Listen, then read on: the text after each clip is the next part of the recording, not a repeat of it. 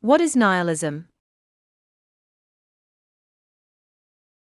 Nihilism is a philosophical stance which holds the belief that being, or everything that exists, especially past and current human existence, is without objective meaning, purpose, comprehensible truth, or essential value.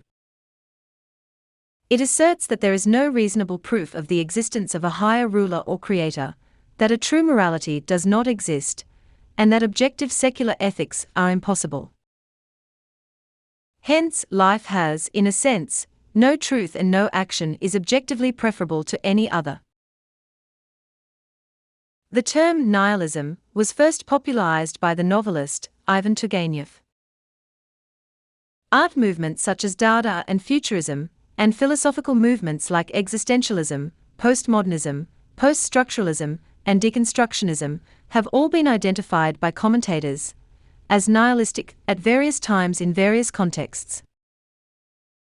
It must be noted that nihilism differs from skepticism in that the latter does not reject claims to truth outright. It only rejects these claims if there is insufficient empirical evidence to support them.